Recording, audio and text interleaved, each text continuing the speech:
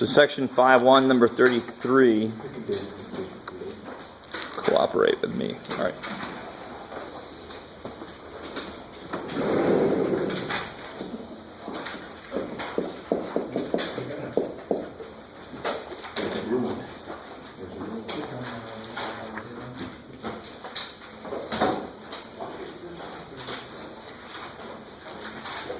Oh yeah, this is the one you were asking me the other day. They give me T determines this terminal point 3/5, 4/5. And they ask you to find the terminal point determined by all of these guys. So, for example, pi minus T would be what terminal point?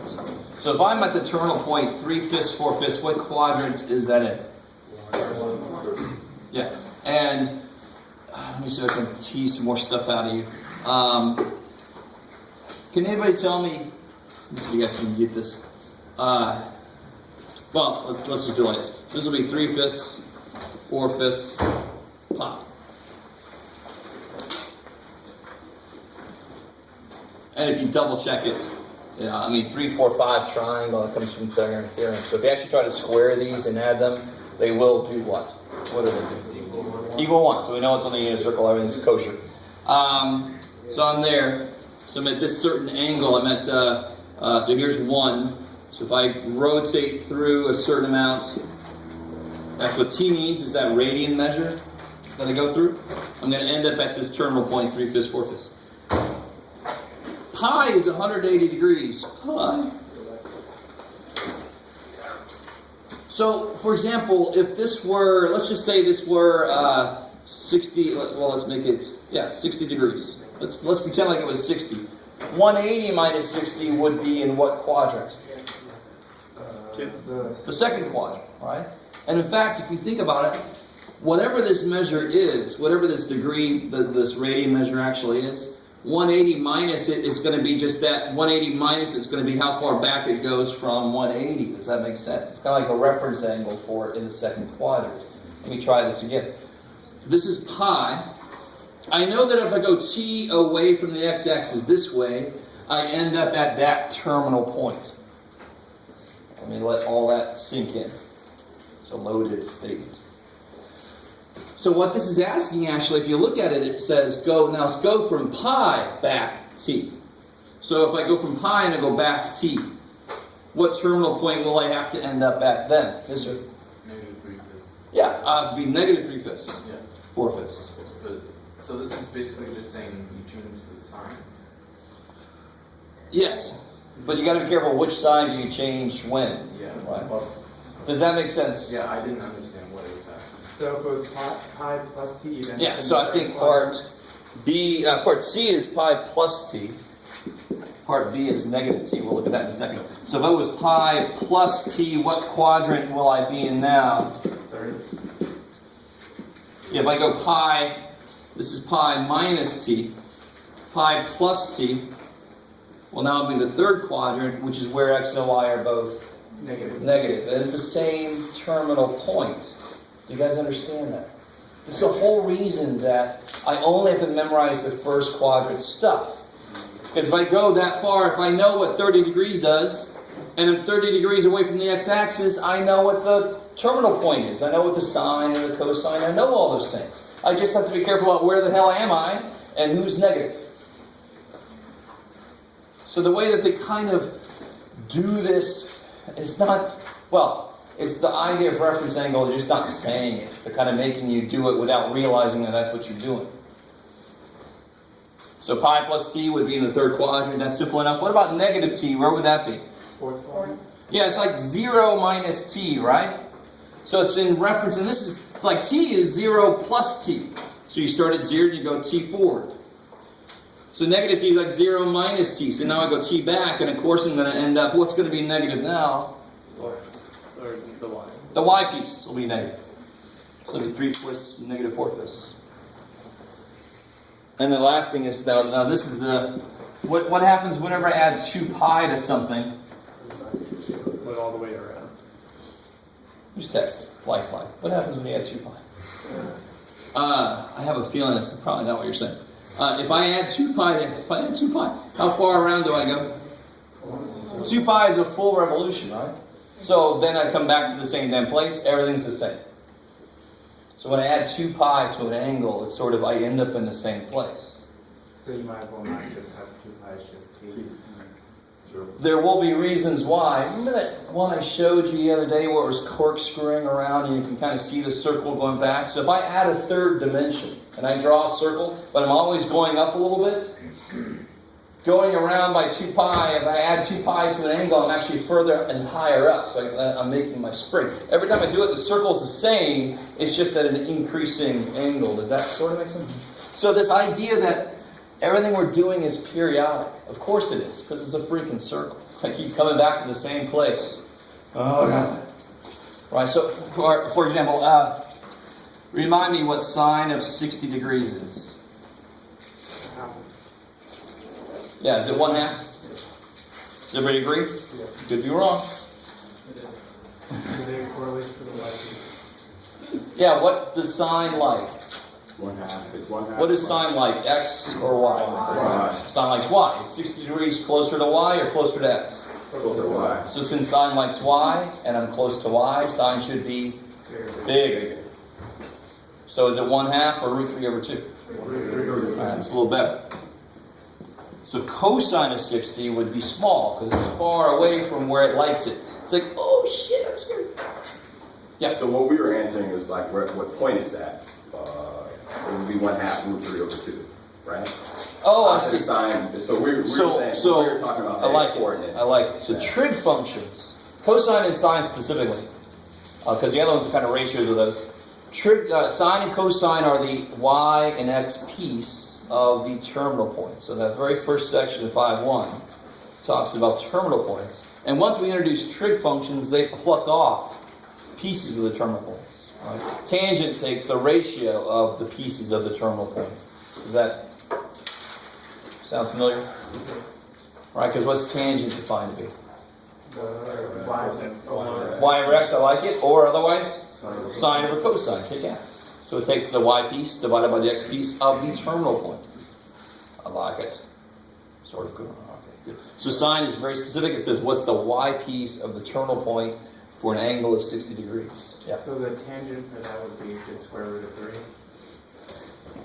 Yeah, if I did a tangent, I like this. Tangent goes kind of like what sine does. Tangent gets big when sine gets big. Tangent gets small when sine gets small. Does that sort of make sense? Because what's on the top of tangent? Sine. Right? So at 0 degrees, sine, that's the x. Sine is going to be what? 0. So tangent's going to be 0. At 90, this is interesting. What's tangent going to be at 90? 1, 0. I love it. So this is right. This will be root 3 here. Tangent of 90 degrees would be sine of 90 over cosine of 90. Sine of 90, it loves it on the y-axis. It's the biggest it could be, which is 1. Cosine, how much of the x is there on the y-axis? 0. So it's 0. No, It's it's undefined. undefined. What? Because it's division by 0. Yeah, that's all. And it still follows what I said. Tangent does what sine does. It's the smallest at the x-axis, is 0 degrees, for example. And it's the biggest when sine is biggest, and actually tangent just goes to freaking infinity, right? This would be an asymptote at pi over 2. Well, let me say that again. There would be an asymptote at pi over 2 for tangent because it's going to go to infinity. Does that kind of come back together? Yes, sir. Can you draw that? We will. Not yet. Okay. What? Because you said there's an asymptote? Yeah, there sure is. So let's think about tangent for a second. At 0, what was tangent again? 1. Wait, are you talking about tangent of 90 Tangent. degrees? I'm just talking about tangent. At Undefined. 0, tangent is 0. Right? So at 0 degrees, what's tangent of 0 degrees? 0. Sine is 0 over cosine 0. 0 over 1 is 0. So at 0, tangent is 0. At pi over 4, What's true about sine and cosine at pi over 4? They're the same. They're the same, because that's right in between x and y. They're both equally happy, or sad, or whatever. Half full glass, however you want to look at it. Right? It's one. Good, so at pi over 4, it's 1. At negative pi over 4, it's not 1, and that's negative 1, because down here, sine will be negative, cosine will be positive. So just to kind of do this in both directions at once. So at pi over 2, or negative pi over 2, either way, cosine is 0. So tangent would be 1 over 0. It's going to be undefined. So that's where the asymptotes will be. So it looks kind of cubish. Yeah. So Looks that little kind of line cubish. is going like this. But cubes go to infinity. The cubes have domain all the way. Tangents actually do too. Remember, this actually will repeat forever. Because it starts over again. Once you get past 90 degrees, tangent then comes down again to 0, increases to infinity. You guys kind of with me? So I mean, on either side, this is going to repeat forever. Sort of like sine does this, and then what's it do? Does it again, and then what's it do? Does it again? Holy shit. So tangent does this, and then what's it do? It does it again, and it does it again, forever in both directions. So that thing that was going like that Yeah. is doing that, but straight up the y-axis. Well, no, this does look truly cubish. It's going to truly be like that. It's not going to go like this up. It's just going to go straight up like that. But it's because cosine is going to be 0 here. So tangent's got to go to infinity. Yeah. All right, so that's a little bit ahead of us, but what the hell? It's a good place to put it. All right, section 5.3, I think, or 5.4 is the graphing section. Okay, all right. So that's a really good question. That took us all kinds of places. Anything else from homework that we can overanalyze to death? Yeah. There's one on the other side where it's like sine of t equals like the square root of 1 minus cosine of t squared or something like that, but I did it for secant and cosecant. I just can't remember exactly how it worked out. Alright.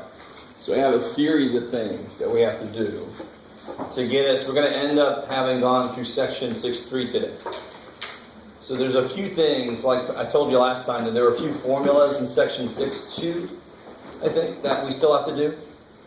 So there's a couple little things I want to kind of come back to. All right? I would say that was in 5.2.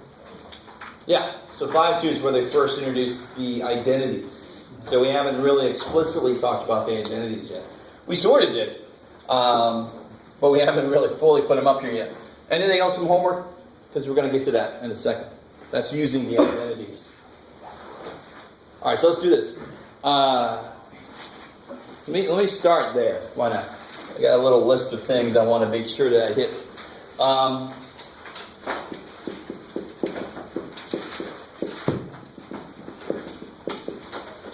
So we said this before. I just didn't write it down. I didn't write down what we actually said because we weren't quite there yet. But if xy is on the unit circle, what must be true about x squared plus y squared? Must be equal to 1. Therefore, what must be true about sine squared plus cosine squared? So we said that. Actually, I did write that down. I said that's our first official identity. So see what you get if you try to solve for sine? Subtract that, take the square root. That's exactly what they would have, right? Mm-hmm. And they just wanted you to use that for something? Well, I did it for the sine and cosine, but then they use it for secant. Oh, okay. Here we go. You ready? All right. This is going to happen a few times to us. I don't have the other things up here memorized at all. At this point, I think I know them just because I use them all the damn time. But I never try to actually memorize them because there's no point to it. We're going to hit a few of these where you just memorize the first main thing and then build what you need from there. Because we only have so much room in our head, right? If I learn something, one more thing, I'm going to forget my mom's name or something. Right? Let me call you. If I take this, now let's play around with this, because this is true. This is a true statement. I really want you to understand. No matter what angle I use, this is a true statement. So let's do a quick example. And one little thing I'm putting in here, I got to be careful because you use things so much, you forget that some of you guys have never seen this shit before. So when I write sine like this, that looks a little weird, it means the same thing as that, it's just a little quicker to write. So let me be careful about that. I always forget to say that. But it's just so damn, you just get so used to this. That oh shit, yeah, that's what that really means. You guys with me? So we just put the little power in the middle, quicker to write. But it means sine of theta squared. All right, so let's test this out. What if theta is, what you got, Jeff? 30 degrees. So what's sine of 30? 1/2. Beautiful, right? Because sine likes y. It's not close to the y-axis. It's the smaller dude, 1/2. Makes it so nice. I don't have to memorize it. I just got to know sine is y. Where am I? Smaller. It's not close to the y-axis, right? Or you just memorize them. I don't care. Whatever works best for you. You're all young, you got a lot more room in your brain. Sine, most of you young. Sine of 30, some of you guys are up there with me. Sine of 30, 1/2. What's cosine of 30 then? Square root of 30. Yeah, it must be the other dude. And of course, sine squared of 30 degrees plus cosine squared of 30 degrees has to be 1 because these are values from the unit circle, right? So I get 1/2 squared plus root 3 over 2 squared. And what's that? 1/4 plus 3/4, which is 1. 4/4, which is 1. Kick ass. It's kind of silly to show you an example because the idea just makes so much immediate sense. The yp squared plus the xp squared has got to be 1. Of course it does. How are we doing so far? What section are we on right now? This is first introduced in 5.2. So specifically on the bottom of page 382, this is where they first introduce this. Now, there's two more basic identities that can come from this. Take a second. Let me see if you guys understand what I'm about to ask you to do. Take that statement, which is true. It's just a true statement. So I can do all kinds of shit to it and it would still be true. Divide both sides of that statement by sine squared.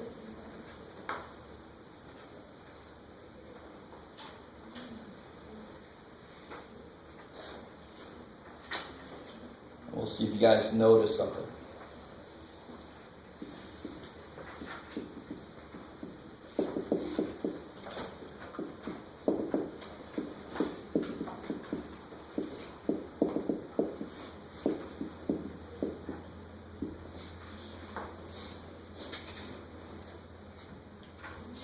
Some things I don't think I explicitly said, but they were written on that handout I gave out last time. They should be things that kind of make sense to you. What's sine over cosine? Tangent. So what's cosine over sine? It's got to be cotangent. So what's cosine squared over sine squared? Cotangent squared. It's crazy. Well, what's sine squared divided by sine squared? Alright, so you get 1 plus cotangent squared theta equals, now what's 1 over sine? What's its reciprocal piece? What's secant? Or cosecant? Cosecant. Remember, S goes to C. C goes to S. And the reason they did that was just to screw with future students. No. There's actually reasons for that. We'll see. Once you get the calculus, the whole idea of co really comes out. When you start doing these weird derivatives, finding slopes, the co-stuff all do certain things, and the non-co stuff all do certain things, which is actually why they're named the way they are. So right now, you just got to trust them. And so 1 over sine is cosecant, so this would be cosecant squared theta. So what's really nice is this is a relationship between those co-things, right? Now, what do you think we're going to do with sine squared cosine squared equals 1 this time? I'm going to divide by cosine. That's crazy. So if I divide by cosine squared,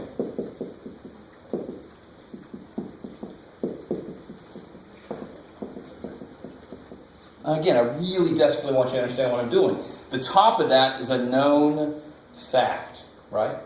It's a known fact. It's a true equation. So if I divide both sides of a true equation by the same thing, I end up with another true equation. Right? It's only not true if cosine is... What would make us freak out if cosine was 0? Right? But that'll be in this guy, or the result here, those domains will not include that value. So it'll still be a true equation. So here, of course, I get tangent squared plus 1 equals secant squared. Now that's another, see, co-stuff together, non-co stuff together. Kind of nice, makes it a little bit easier to memorize, right? If you want to. So I would suggest only memorizing this and then making the other two when you need them. Or you just memorize all three of them. You just got to know them, be able to use them. So one way to use this directly is if I said, given tangent theta is 2/5, theta, let me see, Jeff. You can do it, Jeff. Can you do it, Jeff? Yeah. Theta in the third quadrant. Oh, shit. What is secant theta?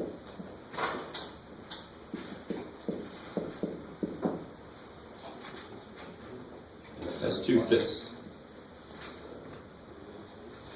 So I know that tangent theta is 2/5. That's all I really know. And it's in the third quadrant. So those two things together, I'm supposed to be able to figure out what secant theta is. Well, of course, there's a relationship between tangent and secant. Conveniently right above this, right? So can you solve for secant? Yeah, where do you put 2/5? Tangent squared. Yeah, so tangent. So you square it, right? So you use this relationship along with what you know. What do you think this is going to do? Make x negative. I'm going to solve for secant. I'm going to get a number, but then I don't know if it's positive or negative unless somebody told me what quadrant it is. I'm going to have to take a square root, right? And a square root, I'm going to have to put plus or minus. But there better be only one freaking answer for this. There's only one angle.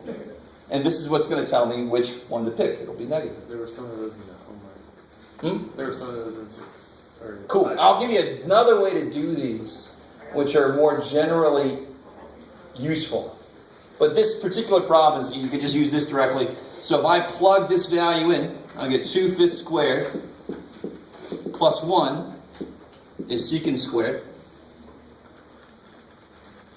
So I get 4/25 plus 25/25 It's 29/25 is secant squared. So I get secant is 3/5 square root.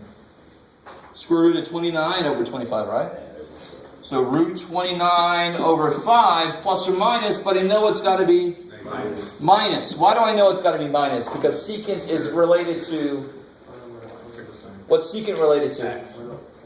X cosine, and of course in the third quadrant x is negative. I like it. Sweet, so that's an immediate direct application of this. When we get to chapter 7, we'll be using the hell out of these things. How many identities are there? Basically an infinite amount. You can just play with this shit and make up identities for whatever you need. Yes? The question was, what is sine theta in the third quadrant? All right, I love it. Negative. Let's do that. Let's do that. Because that's one of my things I want to talk about. So I'll tell you about that. Trying to keep myself organized for once. I had that somewhere. Blah, blah, blah. Here it is. So we'll do that one. This is only really directly useful if they give me tangent and they ask me for secant, or the other way around. What if I tell you this? So I say, given tangent theta is 2/5, and I'll still say theta's in the third quadrant. Find all 6 trig values for theta. So I could kind of go through all of these little identities directly, and that would totally work. But let me give you a very nice, useful way to do this. Tangent theta, what are all the trig functions fundamentally? No, not tangent theta. I'm sorry, I said tangent theta. But all of them are fundamentally what? Ratios of sides of triangles. So the minute I tell you tangent, oh, what the hell that was? The minute I tell you tangent theta is 2/5, can you draw the triangle that that's talking about? Yes, of course we can, because we know what the sides for tangent are. This is so freaking useful. So the minute I have tangent theta is 2/5. This, I'll try to get you guys to agree with me on this. There's two ways you can do this. One way is you can make one of the sides negative to agree with, or in this case, two sides will be negative for the third. That just never made sense to me. What I do is I just get all the numbers, and then I come back in and I make everything negative that's supposed to be negative. That just makes more sense to me. But you can make sides of triangles negative, because this triangle is not a physically real triangle. I want you to understand that. This is a triangle that this represents. So I can make that triangle do anything I want to. It doesn't have to be one I can actually put on the floor. It could have a negative side length and you're totally fine. You don't have to construct it. Right? But I'm telling you, don't do that. It's just weird. So what triangle? I know it's a right triangle because trig functions are based on right triangles most directly. I can put my angle down there just so I don't have any weirdness with the way I do things. So which side is going to be 2 and which side is going to be 5? 2 is going to be the... Yeah, because tangent is y over x. Kick ass. And of course, for the trig functions, I need this third side, and that's just going to be Pythagorean theorem. Square root of 4 plus 5 plus 25, yeah, 29. And that looks very... Oh, I just erased it, which is neat. That looks like that. All right. And now I'm golden. Now we do exactly like we did yesterday, which hopefully, even by now, you should look back on that thing we did yesterday as being something very freaking easy. I mean, if I give you a triangle and you just have to find one side with Pythagorean theorem, you go, oh, thank God, give me more of that, please, right? The last thing you got to be careful about is make sure the signs are right. But what's sine of theta going to be? 2 over the square root of 29. Good. And then what do you have to do with that? Yeah, 2 rad 29 over 29. And we'll put the negatives in at the end. What's cosine theta going to be? 5 rad 29. Yeah, 5 rad 29 over 29. Is everybody with me here? This is nice, right? Just be real careful. You do have to rationalize as you go on. Tangent theta we already knew. 2/5. So what's cosecant theta? Go to the unrationalized part. Square root of 29 over 2. Yeah. And again, you can go to the definition of cosecant. If sine is y over h, cosecant is h over y. All right. So what's secant going to be? 29. Yeah, because cosecant will be h over x. Did I just do it backwards? No, I'm fine. Square root of 29 over 5. And then, I said it wrong, but I'm fine. Secant theta will be h over x. Cotangent theta is the nicest one up there. 5 over 2. 5 over 2. Just flip that, dude. And now the last thing you have to be careful about is throw the negatives in. So if you wanted to, you could have made both. Why would I make both of these negative? Because in the third quadrant, y and x are both negative. And as I make these ratios, they would have had the negatives go in. Right? But this is always a little bit weird. To me, it's just better what's negative in the third quadrant? Well, sine and cosine, so cosecant and secant will have to be. But what's true about tangent and cotangent? The negatives would cancel, so they're positive. Right? So you can do it either way you want to. You can put the negatives on the triangle itself. So if I was in the second quadrant, I would only make this guy negative, right? This y is positive in the second quadrant. Are you guys with me? Let this be simpler. Please. Because later it's not going to, this will definitely be simple. Alright, cool.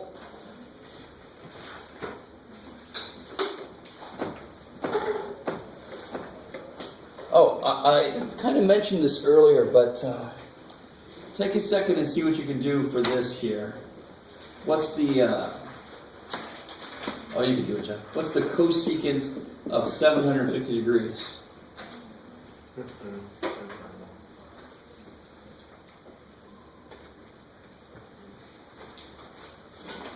This is based on something we talked about earlier. Somebody had a good point about, well, if you add 2 pi, you don't really have to do it because you end up in the same place. So how many extra revolutions are in this? Yeah, there's 2 extra, because what's 360 and another 360? 720. So if I subtract, so if I'm at 750, that means I went once, twice around. So I can take 750 and subtract the extra revolutions. So I get, this is the same thing as cosecant of 30 degrees. Let me let that sink in. So you subtract off the extra revolutions, and you look to see what you really have. Now this is beautiful because I ended up in the first quadrant. Cosecant is related to sine. Now watch what you can do. Cosecant would equal 1 over. And this is the one you have to have memorized, right? So what is the sine of 30 degrees? 30 is close to x. Sine doesn't like x. It's going to be small. It's like, I'm scared. So this would be 1 over 1/2, which is 2. Right? Because 1 divided by 1/2 is 1 times 2. Don't let this be a problem. All right? Just flip the bottom and then you're done. Don't let that be a problem. I'll let that sink in for a minute. So the more you do this, the more stuff you'll naturally remember. But right now, you have got to really get down. If I say cosine of 45, you should know it immediately. Because then I'm going to add on finding reference angles, subtracting multiple revolutions. And then you figure out where you are. And then you got to figure out, well, now I'm in the second quadrant. What's my reference angle? Right? Yes, sir? Just the secant theta with the 29 rad, the negative over Yes. 5. Is that still in the third quadrant? That's not technically, that wouldn't. I'm going to be careful. The angle is in the third quadrant, period. Right? The angle's in the third quadrant. So all the trig functions are reacting to that. Okay. So since it's in the third quadrant, anything related to the x piece directly has to be negative, right? And of course, these two were positive because they're related to both y and x, so the negatives cancel. But isn't the 5 what's related to the x? That's but I guess it doesn't matter because it's just reaction. Now be careful. This is really negative. Right. Because if I'm in the third quadrant, my triangle is actually here. So that would be like -5 and that would be -2. Right, that's what it was. So you could totally do this all day long if you wanted to. It's -5, -2. This is always going to be positive, right? Right. And then you can make all your trig functions and have the negatives kind of naturally fall into place. So if you want to do that, feel free. That might be the better way to do it. I don't know. For me, I just personally like that way better, but that's just me. And of course, I'm weird. So if you guys like this way better, there's not a damn thing wrong with this, right? So if this whole thing would have been in the fourth quadrant, I would have drawn my triangle here. What's negative there? The y piece, that'll be -2, but the 5 will be positive. So now when you make all your ratios, the negative goes in the right place. If that's better, that's cool. You guys can do that. Maybe I'll just start teaching it that way. Because this way you do sometimes forget to throw the negative in at the end. That would suck. Yeah. Because then it's all wrong. Check. You know me, though. I do partial credit, so I wouldn't kill you for It's that. like -1, right? We'll see. It's not minus all, but I don't think it's -1 either. Oh, let me give you one with radiance here. What is the tangent, you'll like this one, of 19 pi over 6?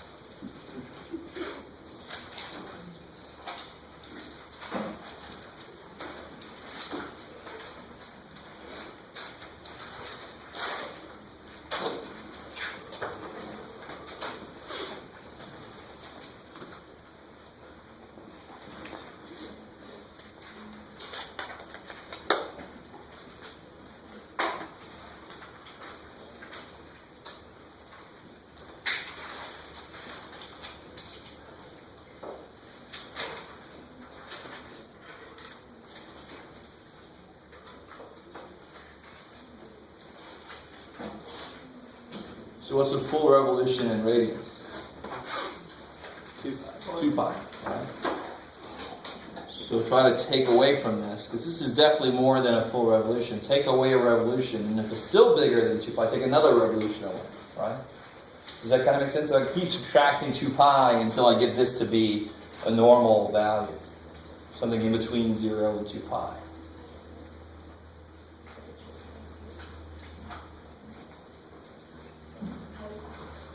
It'll be related to that. But if you take 12 pi over 6, right, that's 2 pi. What do you end up with? 7 pi over 6. 7 pi over 6, cool. Now that's one that you should be able to think about. We did this one the other day. How much past something is that? I love that question because it's like I gave nothing away. Pi over 6 past. Yeah, so 6 pi over 6 would be pi, and this has gone pi over 6 past it. So the reference angle is pi over 6. So very often in a test or a quiz, I'll say, figure this out, show your reference angle work. And all it means is, show me the picture. And really, I don't understand you if you don't like draw a picture, kind of figure out what's going on, right? So here I am anchoring myself. I know I'm pi over 6 past pi. My reference angle is pi over 6. There's the work. And here's where you got to be careful. You can do this a couple different ways. That's related to tangent of pi over 6. The nice thing about tangent in this quadrant is it is positive. Cool. I like it. So that is equal to tangent of pi over 6. Because it's going to have the same value as the reference angle would in the first quadrant. You just got to be careful about what the sine is going to be. But I'm in the third quadrant. Tangent's positive there. So those have the same value. Let that sink in. Whatever this triangle is doing in the first quadrant, it's going to do the same damn thing in the third quadrant. And in fact, it's going to have the same damn sign, because tangent would kill the negatives on the y and the x. So what is tangent of pi over 6? And if you need to, you can do sine of pi over 6 over cosine of pi over 6, right? That's actually kind of like what I do, because I don't want to memorize tangent stuff. Yeah, so this will be... So what is this? Pi over 6 is what degrees? 30.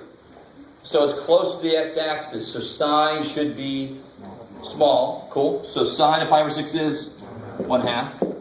Cosine of pi over 6 must be the other guy. Square root of 3 over 2. So the over 2's cancel. I got 1 over rad 3. Good. So we're finally going to catch up to you. Rad 3 over 3 after we rationalize it. So watch this. Tangent can only have the values like 1. When is 1? When is tangent equal to 1? At what reference angle? 45. Or it could be root 3 over 3. Or it could be root 3. And since tangent goes like sine, if the angle is where sine is smaller, the tangent's going to be the smaller option. Does that make sense? At 30 degrees, sine is smaller. So tangent's going to be the smaller option. If it was 60 degrees, sine is bigger. So tangent would have come out to be square root of 3. The bigger option. You guys kind of, is exactly what I keep saying about, well, if sine is 1/2, cosine must be the other dude. The bigger guy, root 3 over 2. Must be somewhere that cosine likes it. It likes it close to the x-axis. Yes, sir? This might be a dumb question, but why did you subtract 12 pi over 6? Thank you. It's not a good question. Were you cool with what we did up here? The circles? Yeah. No, it's the same thing here. Were you cool with what we did up the there? 36 Why did we subtract 720? Because this had Three 2 extra revolutions, right? So this has at least 1 extra revolution. Because what would a full revolution be in sixths? This is 2 pi. 12. 12 pi over 6. So it's got how many? It's got a full revolution plus 7 pi over 6. So I take a revolution out of the way so I can see what I'm really working with. Since I'm not in 3D, right? I'm not having this thing spiral, it's just on the ground. I'm like, Jeff is drawing his arc all over. No, Jeff just draw it once, right? So we just take a revolution out. We're like, we already drew the damn thing out there. Don't I'm drawing a circle. And you can do that because 6 is divisible by 12. Yeah, just make 2 pi to whatever is there. Make LCD, take it away. And if this is still too big, you do it again. take revolutions, you keep subtracting revolutions off until you get to the base angle, whatever you want to call it.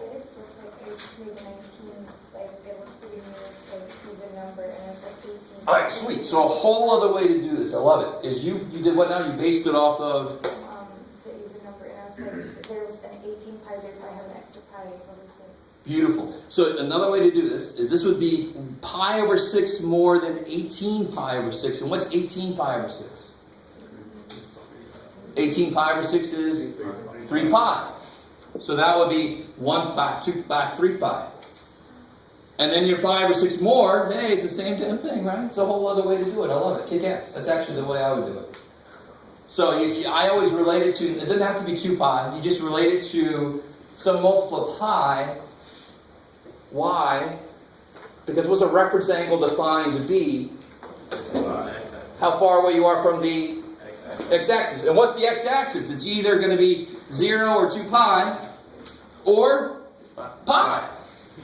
So could we just show work like that without doing it the other way? You can show work doing it to 3 pi. I love it. So break this up as 18 pi over 6 plus 1 pi over 6. That's 3 pi. Bam, bam, bam. You're there. So show it that way. It's beautiful. There's more than one way to do this. There's other ways to do this I'm not even going to bring up. I'm just going to see if anybody else does them that way. Because they're a little freaky, but if they make more sense, cool. So this is where you've got to start owning the math yourself. I mean, there are reasons the math works the way it does, but there's no way that you must do them specifically. I don't know if I can make this make more sense. There are legal things you can do, and there are illegal things you can do. So as long as you do everything legally, you got flexibility as to how you approach upon. That's one little tiny example. This is not a process that's written in stone that you must do. No, there's a whole other way to do this freaking thing. I just want to figure out where do I end up. There's a lot of ways to figure out where you end up. But this class is where you really got to start owning the math. This is your math. I'm teaching you the ideas. You build the way you do it on top of that. Right? It's not something that students are used to. You're used to, here's the way you do it, and do it. No, that's not what math is. Math is ideas, and then you do it whatever way it makes more sense. Okay, cool. We did that one. Sorry, I'm not used to having a little note card. I want to make sure. Oh, cool. All right, let me see. Let me do the 2 formulas I was talking about. These formulas are in chapter 6. Section 6.1. Well, let me throw this. Let me just throw this at you and see what you guys think. You don't need the formula to do what I'm about to put up here, but we're going to derive the formula based on what we do. Here we go. Let's see. So I have some circle of radius r. So what's the circumference of that circle? 2 pi r. 2 pi r. Which again kind of relates to, if it was 1, it would be the unit circle. That's why it's 2 pi all the way around, right? That kind of takes us back to that unit of measure, which is better than degrees, because it's an actual measurement. So if theta, if I go out this far, let's say, so here's r. If I just go this far out, this is not the whole circumference here, obviously. It's a piece of the circumference, right? I'm cutting that slice of pie out. And we're going to give it the letter S.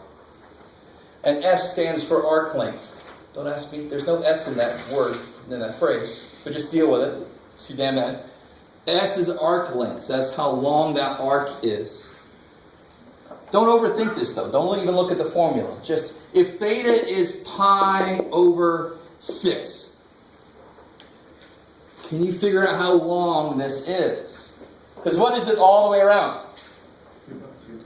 2 pi r. So I'm asking how long is it if I go through pi over 6? Now think about it like this. Let me give you an easy example. If I went pi over 2, how far did I go? How much of this did I go around? A quarter. Right? It's a quarter. Remember, it's 2 pi, so a quarter of 2 pi is pi over 2. Right? You guys, somebody with me?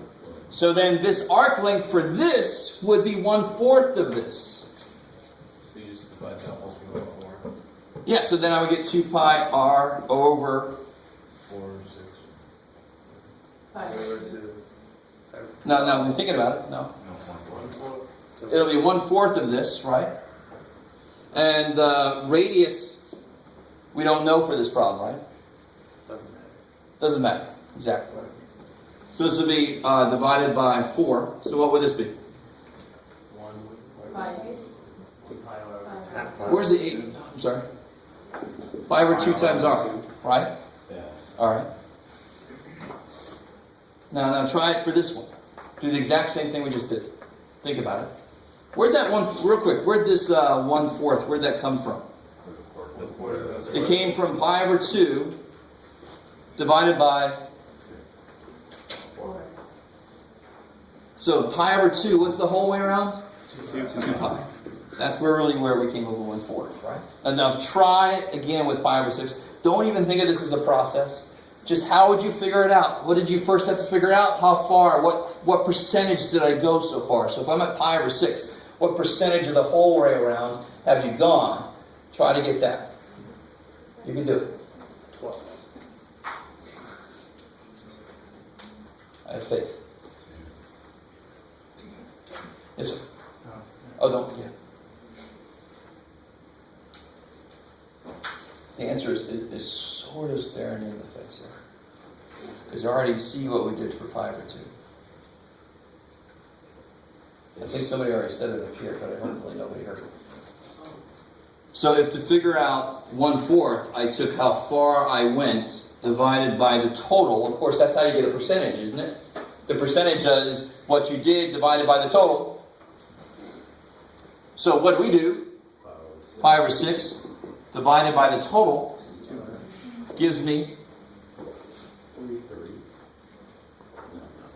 pi's cancel.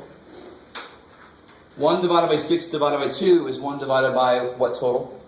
Don't tell me 3. 1/3. This is 1/12. Come on now. If you divide something by 6 and then you divide that by 2, you cut the whole thing into 12ths. Right? You haven't somehow stitched some of them back together. Right? You're a semi-nice slasher in a horror movie. Yeah, oh, let me stitch that up for you. I'm sorry. Cut you to parts and then I'll blow some of them back up and then you'll die slowly. Yay, alright. I don't know about that movie. I still probably watch it. So how the hell do I use this? 2 pi r divided by 12. Divided by 12. Yeah, 1/12 of 2 pi r. Which would be... Pi over 6 r. Now what do you keep noticing here? For pi over 2, we did all this weird shit, and the answer was pi over 2 times r. For pi over 6, we did all this weird shit, and the answer was pi over 6 times r. So whatever angle I go through, it's that times r. Yeah. So that by itself gets us to this. Whatever angle you go through, the arc length will be that times r. Because if I went through an angle of 2 pi, my arc length would equal my circumference, 2 pi times r. Right? Real quick, another way to do it is to kind of do what we did here.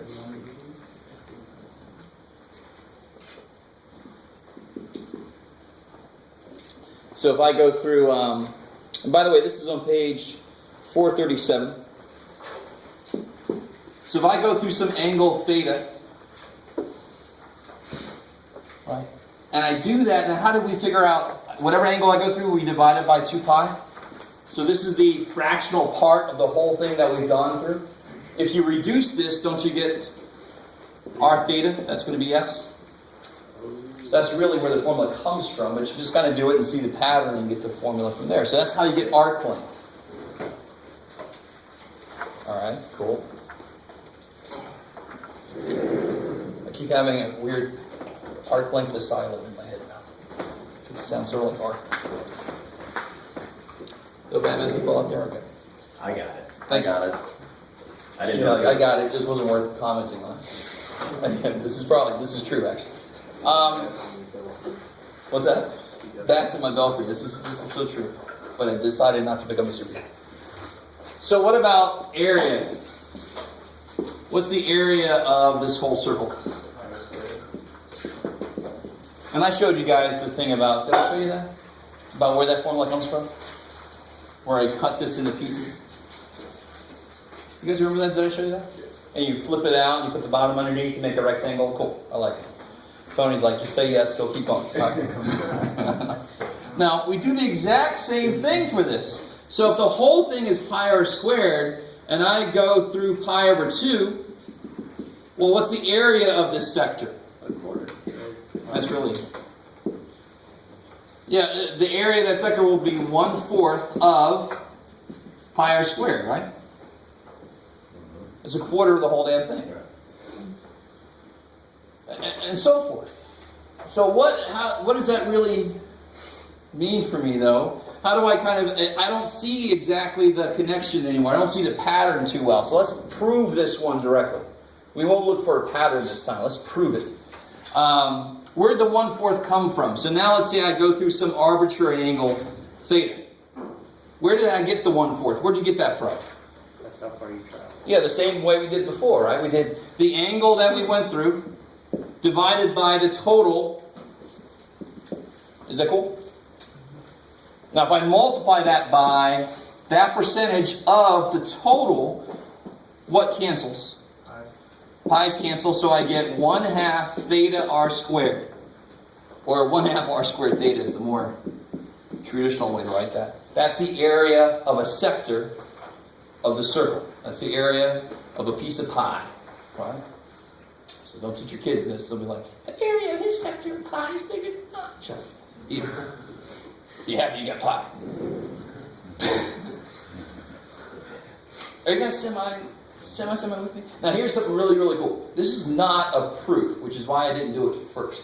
But I still love it. And when you get to calculus, you'll actually be able to prove this. We could prove it here, but I just don't feel like it. So if I look at a sector, so remember, this is a circle here, right? What's this then? How long is that? R. Good. It's not necessarily a unit circle, some circle. And I know if it was a triangle, the area would be 1/2 of the base times the height, right? You with me? Which is sort of like, it almost sort of looks like it. Well, remind me, what is this length here, this arc length? R theta. So if I treat this as if it's a triangle, why is that not really right? Because the triangle doesn't have this freaky little saggy bottom, right? Saggy bottom boys. So, but if I treat it like that's the base, it'd be 1/2 the base times the height was R again, right? You guys with me? And what do you get when you do that? When you have R squared, holy shit. It's kind of nice. Even though the bottom is not straight, it actually works out. And it's because you can do some manipulation with pulling the sides in and doing all this shit and having the area be the same. It's actually based on the triangle. I just want to show you that. Right, so I get the same formula, treating this as if it's a triangle, which it really would be if I made it small enough. If you zoom in on any circle far enough, it'll look straight on the side. Right? That's why on the Earth, people think it's flat. People still think it's flat. Do you know that? Google it. Yes, there's a whole society of them, and they vote. Oh shit. Scary. Huh? They think the Earth is flat. But that's, yeah, I'm serious. I'm being, unfortunately, serious. Right? Of course, there's a lot of other things I can talk about. Do they have evolution and shit that people don't believe in, but I gotta be careful because some of you guys might not believe it. And I feel bad for you. evolution? Yes, evolution. Yes. There are entire boards of education that don't believe in evolution. I feel bad for the state. So what can you do? I'll stop now. So now you got this here, you got for the arc length, you got this here for the area of a triangle. Cool. So those are what come, you have to use those in a few situations. But notice this. I've got to not forget to make a point of this. The angle has got to be, since this is all based on 2 pi showing up all over the place, what are the units on that? Radians. So the angle has got to be in radians. So if they say, what's the area of a sector with angle measure 11 degrees, you don't just plug a freaking 11 in there. What do you do at 11 degrees first? Convert it to radians. So theta must be in radians.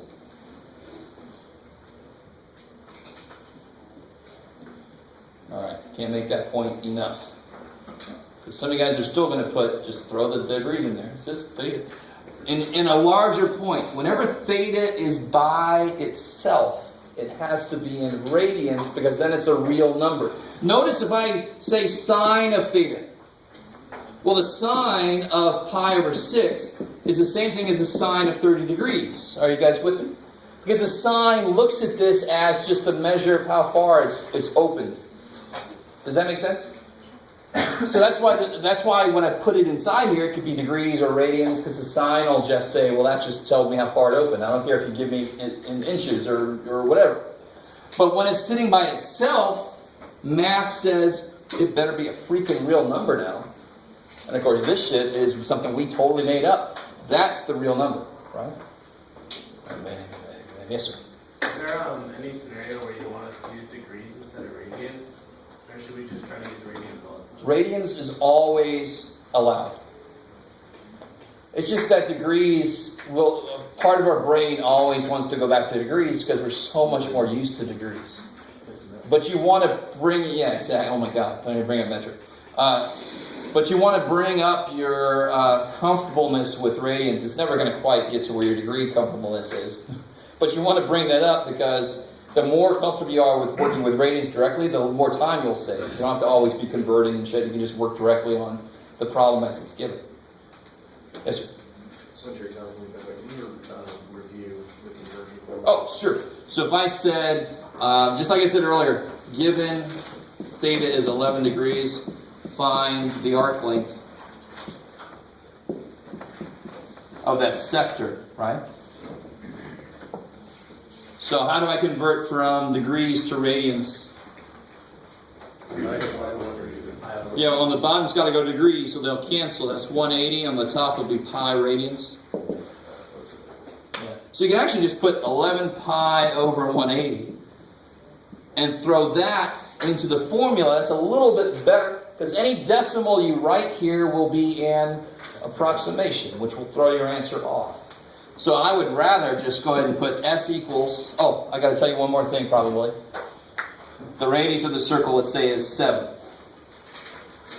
So arc length is r theta. It could be 7 times 11 pi over 180. Let me make this 7 centimeters. Radians is weird because it just sort of steps out of the way. Remember, radians as a measurement is just the number of radii that fit. So it actually ends up taking on whatever the units of r is. So whatever you get now, you can plug that whole thing in your calculator and your approximation will be a lot better. So is anybody doing that for me? 1.3439. 1.3439? 67. Yeah, that sounds all right. Should be just a little over 1, so that's at least plausible. What's the units? Centimeters, kick ass. So it'll be that many centimeters for the arc length on that piece. Alright, cool. So those two formulas, section 5(2). I'm sorry. 6(1). There you go, Jeff. I really hate the way they've organized this, but let me see. What do I have left here? Those are gone. That's gone. Bam. Bam.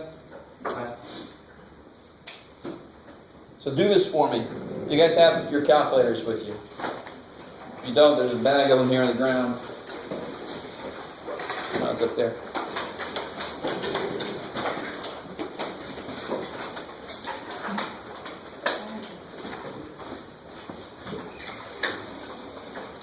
Let me just give you a problem to try, and let me see how many different answers we get. Use your calculator to figure out what the tangent of 1.8 is. Some of you guys might not understand why I just said what I said, but I'm expecting 2 different answers there if you plug it in there correctly. Possibly. We'll find out. So somebody's getting, tell me again? Negative 4.3. 4.3. 3? Somebody else getting a different answer? Yes, ma'am. 0.0 314.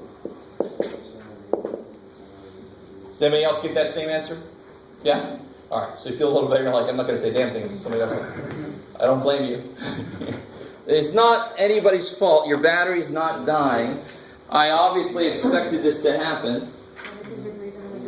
I love it. So one, you can control the setting on your calculator. It could be degrees or radians. Just really trying to get the computer to wake up. Please wait. Oh, here we go.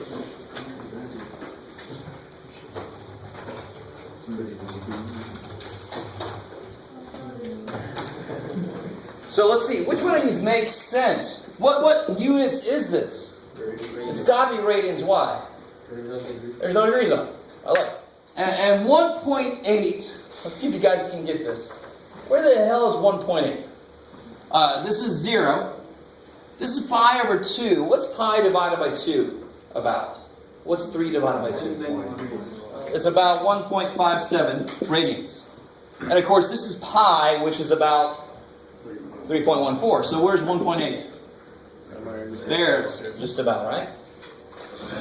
And tangent here is going to be positive or negative. It's going to be negative here, right? Because it's the ratio of sine to cosine, and one of them's positive, one of them's negative. Cool. So this answer is starting to make more sense. Plus, tangent follows what sine does. It's closer to the y-axis, it should be bigger. So this one's probably when it's set into degrees. So here's how you switch it.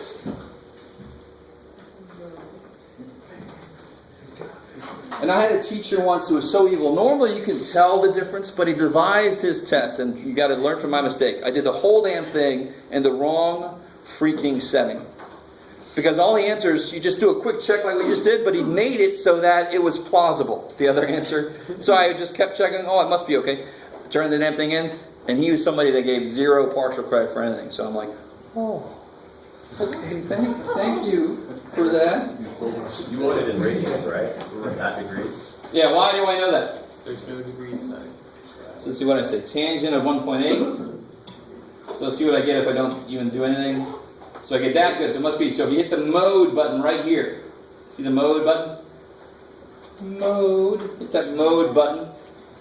And here's radians versus degrees. So be very careful in the homework. They could bounce back and forth between the two. On a test, you know I will. Right? Because you will learn from my mistakes when I was first taking trig. Alright? How do you get so this was the right answer there. That's got to be in those. How do you get this here? Do you have a cosecant button? It's all right. Wow. I know, man. Second. So I'm sorry. Second section. No. This symbol here. What do you think that symbol? What f of x? How do I denote the inverse function? F to the negative 1. So it's not a reciprocal, is it? It's the inverse. That's not a reciprocal of sine. That's the inverse sine.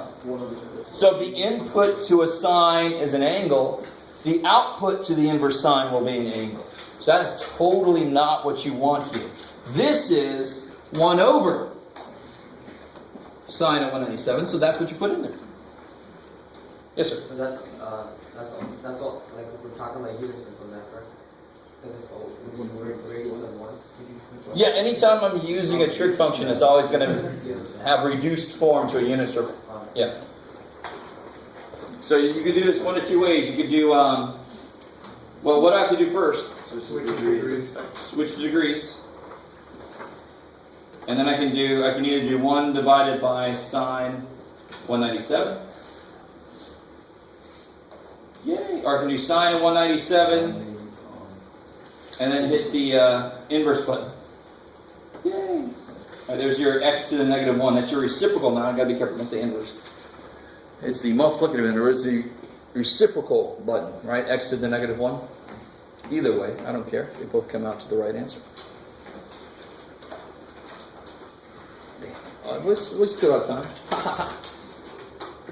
So I got to show you one semi-word problem that really isn't a word problem. Well, it sort of is. Hold on.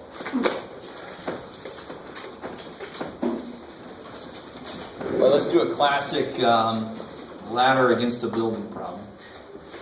All right. There's some windows. Just awesome abilities. Ladder. Say the ladder is 7 feet away from the wall. And I'll say this angle here is what you got, Jeff. We'll say the angle there is 67 degrees. And I'm asking you, how high up the wall is the ladder sitting?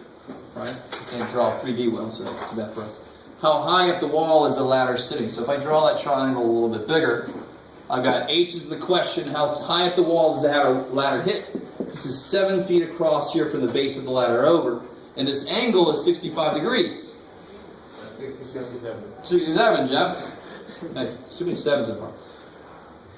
So what trig function relates what I know to what I want to know? Yeah, cosine would involve this, which is the length of the ladder, which you hope to God they know. Yeah, tangent, of course somebody else said that too. Tangent relates the y side to the x side, right? So tangent of 67 equals, don't make this more than it is. How do I say the tangent of this angle? It's the y side over the x side. So it's h over 7. Can you solve that for h? Yes. This is what? What is this? A number, just like natural log of 4 was. Multiply by 7. Yeah, multiply by 7. Kick ass. Jared's like, just do it, man. Shit. And now you know how to plug that in the calculator. You're already in degrees from the last problem we did. So if we do 7, tangent, 67, it's about 16 and a half feet up the wall, right? So if you're like, safety protocol says it has to be 7 feet over for stability purposes, you can go 16 and a half feet up the side of the wall. So if the window is a little bit higher, you better get the other ladder. Right? You're in trouble. Like I said, it's a small town. They only have 2 ladders. A lower ladder and an oh shit ladder. And then they have the just jump. That's it. Alright. So tomorrow the first thing we'll do is this little guy is a review of every damn thing we've done so far. And tomorrow also don't forget, have I said this yet? Apparently not. I think actually I'll do our test is definitely going to move to that Thursday, the 2nd. I don't think I've said that yet. Yeah, April 2nd. I'm going to move that back one day. We can have a quiz. I'm probably going to give you a quiz that Monday when we come back. Or we can have a quiz tomorrow. Which one? Come back. How many people say tomorrow? How many people say Monday when we come back? All right. Sorry, tomorrow, people. Can I take it early? Yeah. Oh, sure. Yeah. Wait, What's up? you don't come here Thursday? What do you mean? Oh, yeah. I forgot to. You could have.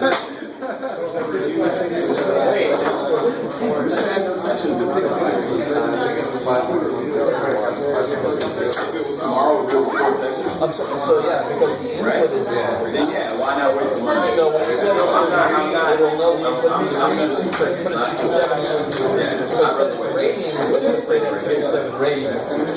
So it's just so my trig function knows what the number I put in is that. It's not going to have anything with the answer. The answer will depend on the situation. I don't know what to tell that face, but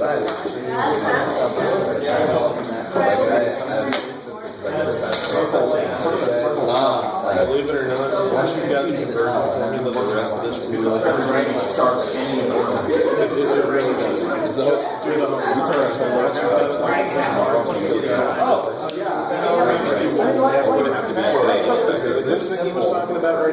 I would turn this.